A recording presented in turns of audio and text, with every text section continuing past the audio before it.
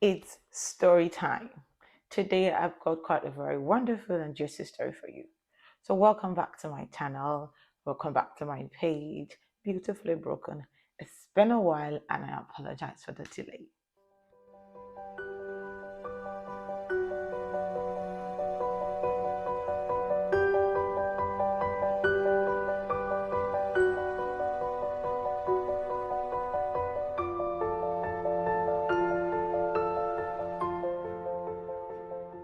So welcome back to my channel. It's me, Ogaro Chidima. And yeah, today is all about sharing a story. Today is story time. I'm going to be sharing a very interesting story with all of us, and we will decipher what we learn from this story.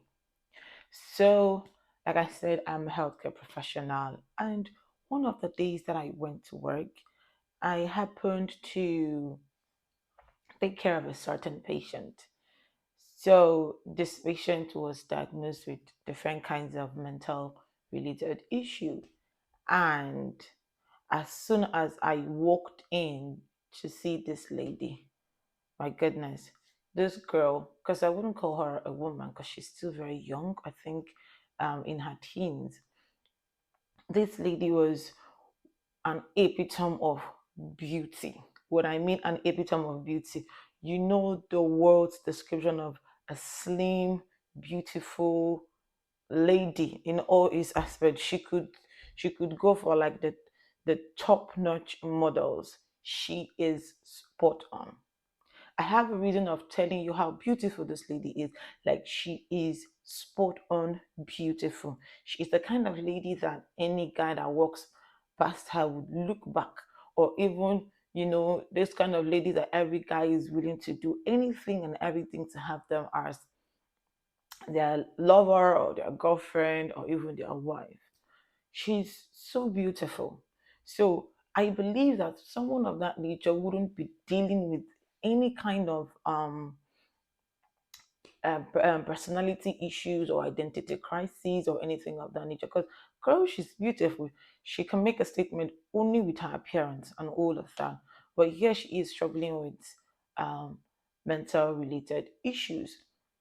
Then going further to understand this individual or what could have prompted all of this, I heard stories of like she was sexually molested by her mother's multiple boyfriends. Like, the parents divorced, and then her mother had, took her, and then her mother was this kind of person that lived a frivolous life. So at a tender age, probably when the mom left the house or something to go and do something, this guys tend to sexually molest her, and because of that she lost identity of who she is. She doesn't even know her worth. She she was, I don't even know how to explain it. So the mental health nurse that I was supposed to take over from gave me a history and was like, there was something she said that really struck my spirit. She said these people are like ticking bomb that could explode anytime. And during my shift, she said something like, "Oh, you better take away this oxygen stuff, or else I'm going to break the glass and use it to sleep myself."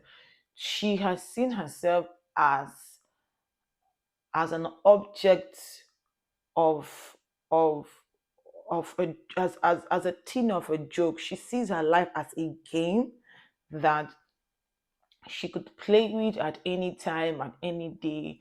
There wasn't any form of respect for herself. I'm trying to find the right word as it is in my head to say. She has no. She doesn't regard herself. She doesn't even see herself as a human. She's just there because what brought her to the hospital was what she overdosed herself. And when you asked her why she overdosed, she was like, "Oh, I just want to know what it feels like to be dead," or something of that nature. She has no respect. She has no value for herself. She doesn't even see herself. And when I looked at that, one thing that the Holy Spirit taught me was like an empty soul. And to be very sincere with you, I resonated with this girl. Like, I resonated with her so well because I understood what it is like to be lost inside. I understood what it is like to not know who you are inside, to not even know what your life is all about, to not even know where to navigate your life. It's just like when someone probably has an accident or something and then loses their memory and they tell you, I don't even know I am, who am I, what's my name, and all of that. In this situation, the person knows their name and everything, but inside they feel empty. And that is why I tag this topic an empty soul. She has no core. She had no she had no core. She had no reason to live. She had no reason to respect herself. She had no reason to to see herself as valuable. She's just used to accepting the garbage. And it still brought me to like when I was watching some scenarios, some movies, not see movies anyways, some like videos on Facebook. It showed me of like a someone who does house cleaning thingy, and then she showed a video of a woman's house. It was a mess. Like it was a mess. All of the house are littered with filth, with death. The toilet is not to be gone. Like use tissues and use whatever.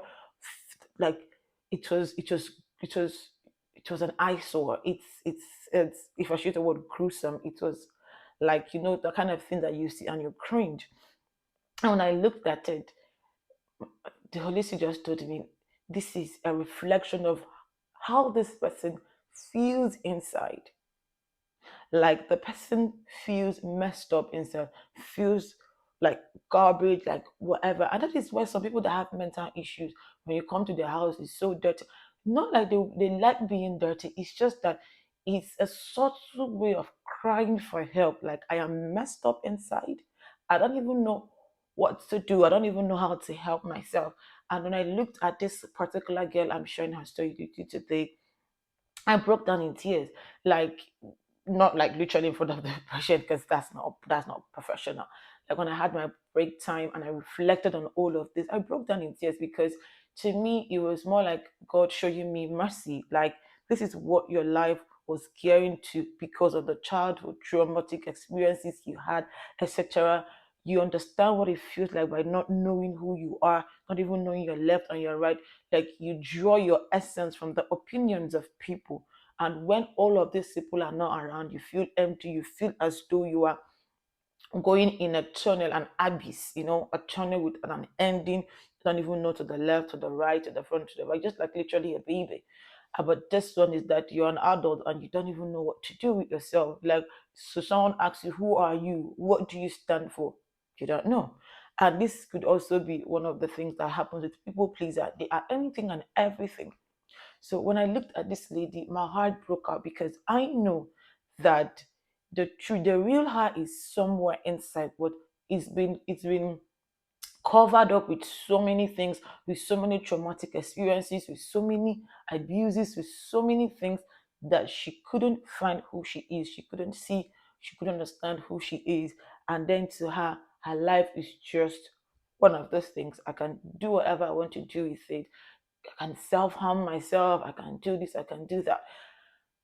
And most at times, people tend to avoid them. People tend to write them off. People tend to be like, "Oh, stay away from those girls." Although this it's sad to say, but that person that was handing over to me was like, "Oh, I just keep her at arm length. I just avoid her because she could like cost me my job." Of a truth, it could be possible because if something happens to her, they're going to question her because she is to be like a 24 hours guard, or someone that's going to keep an eye on her 24 hours just in case something happens.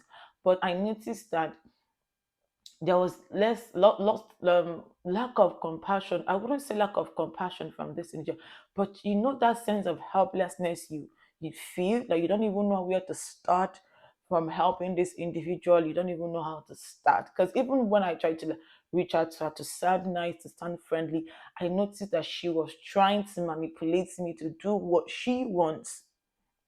So it's more like through a ticking bomb, because to her everything is a game, to her everything is a joke. She doesn't even understand the gravity of the thing she was doing, because she's more like an empty soul that is just taking everything inside. So when I really went home as a Christian, I really like prayed for her, like, God, I don't know how you're going to do it, but I know that it could be someone, somewhere, or somehow. I know that you can reach the depth of her soul and pull her up. Because I once have been there, like, I wouldn't say I was that bad to, like, wanting to sell, but I once have been like questioning myself, who am I? What really do I want? Do I have to, like, live the rest of my life trying to do things to please my dad, to gain the love of my dad, to gain the love of my family, and all of those things? Like, that I denied myself the things that I really loved, to the point I couldn't even remember what it is that I loved and what it is that I really value and appreciate. And it takes a bold self to ask yourself, what really do I want? And to be very fair, to be very sincere, most of the times God sends angels in human forms to help pull you up. Because in that state, I was like, I don't care what you say, I'm just gonna be blunt, I'm just gonna say anything. But my spiritual father was really there to, like, tolerate, to endure. And there's some question he would just throw to me. That was one day he said to me, help me to understand you. I think that was where I started, like, trying to further who I am, and why I am, like, reactive in attitude, and why, like, I see everything from not good point of view and all of that. So that day he asked me that question, like, how can I understand you? How can I relate to you? I think I went back home that day and I cried and I looked at myself and was like, why do I even act the way I do? Why am I so interested in seeing the negative sides of people? Why am I so interested? Why am I so eager? Why is that in my relationship with people I always want to see the negative aspect of them and not something positive about them? And why is it that when I find someone's weakness, there is this thing in my sweet spirit that says, oh, yes, finally, you are right? And I began to understand that, oh, got, I've been used to negativity, that even positivity sounds so strange to me. It sounds so like as someone is trying to pretend and all of that. But I never realized that someone can genuinely care about you, someone can genuinely want to good for you, someone can genuinely wish the best for you without any strange attach, without any hidden agenda or intention.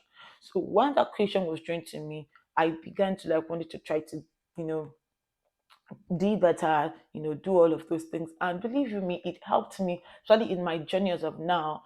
I know what I want, and I am saying what I want. And unapologetically, what I mean is that I don't have to deal with the guilt of, oh, like, I'm a bad person to want to do this, to want to take care of myself.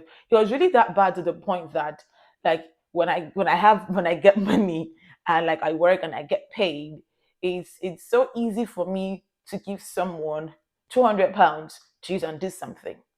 You know what I mean? Someone like, oh, I need to maybe um buy something for myself. I need to, like, pay for this. I need to, like, pay for a course. I need to, like, do something. They just need financial assistance. It is so easy for me to give the person the £200 to solve whatever it is. But for me, I feel like I'm being the worst person on earth to spend £200 on myself. I could be needing good clothes.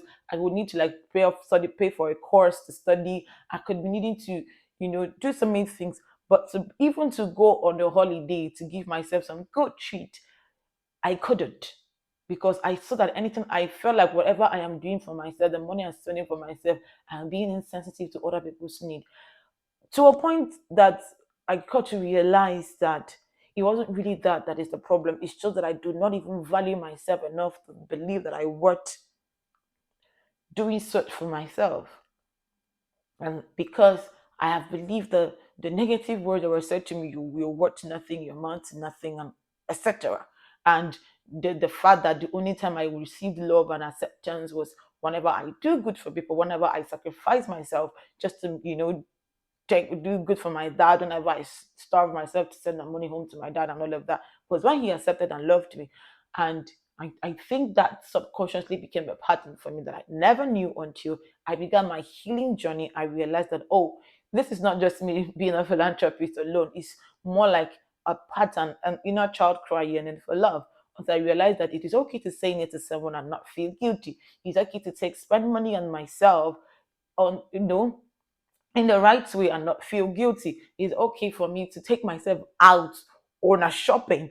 Like, it was that bad that I'd never had a good dress sense. It was really that bad. Like, if you go to my wardrobe, then you're just gonna tag me for one um pauper that that is dependent on someone that doesn't have a job and everything. But I have a job. I could buy, buy good clothes and have a good dress sense, and make a statement when I go out and like have good healthy relationships.